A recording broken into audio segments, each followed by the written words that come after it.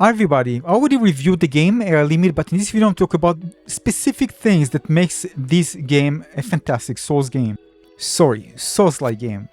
So first thing, I think that in terms of difficulty and learning curve, I think it will be just right for a certain audience, two of them. The first one were, those new to the Souls genre, and the other ones who are looking for a game that they can complete relatively in a short time, not a game that's going to last like 50, 60, 70, 80 or even 100 hours if you are a completionist. So a Souls-like game that is not too demanding but still fun and has many of the elements that Souls-like games have.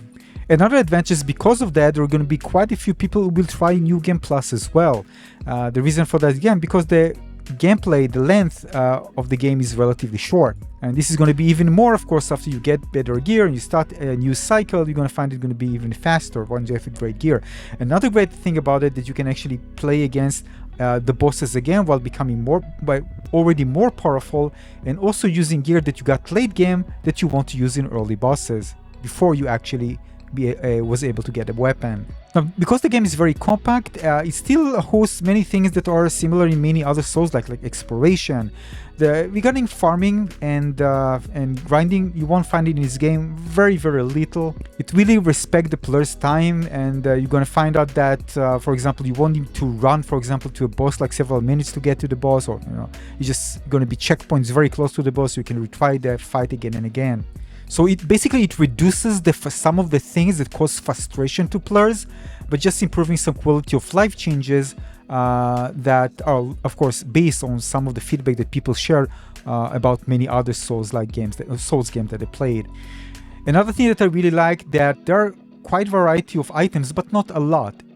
But I found myself really changing the items because, again, some of the resistances and stuff are tied to certain items, and certain areas, I prefer taking or against certain boss, certain gear like headwear or armor that better fits the fight, rather than in some other maybe Souls game which I just gonna wear the latest thing because it just felt like the strongest. Also, I think I was more motivated to try many different weapons in this game. I think because the game was shorter, but I think more than that, because respec doesn't cost anything. You can respec at any time, where in some other games it could be quite costly.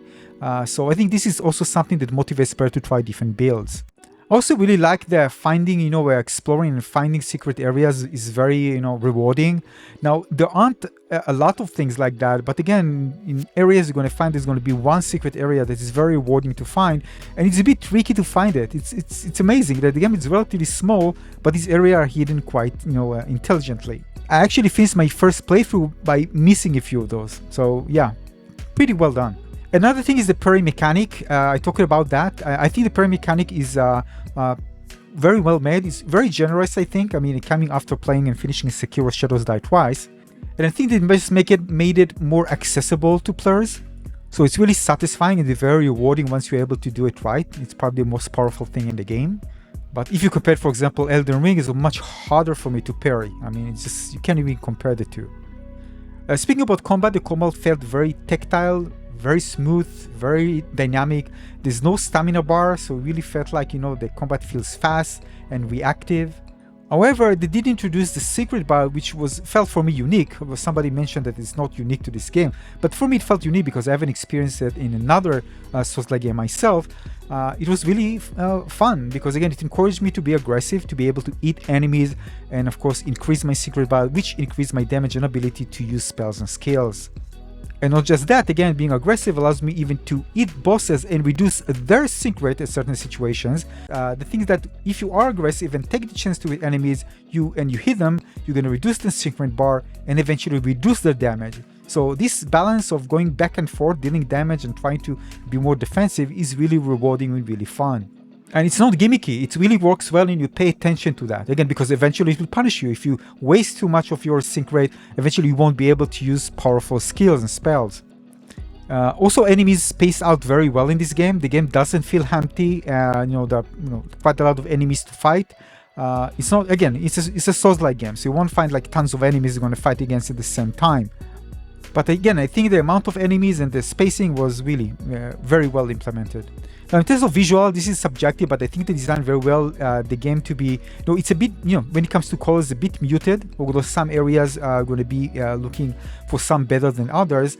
But I think it really highlighted the visual effects and, for example, here, the eyes of the enemies and the visual effects really nicely.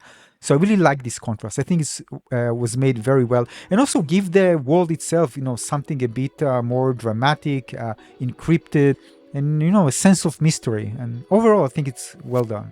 Now, regarding the characters and the story, again, first I thought it just, sorry to say garbage, but the more I got into it, the more I understand it, I actually really like the story.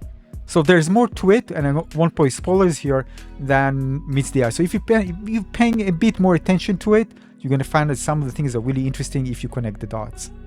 Now, the questing system, again, very simple. You won't find something very cryptic and hard, Elden Ringy.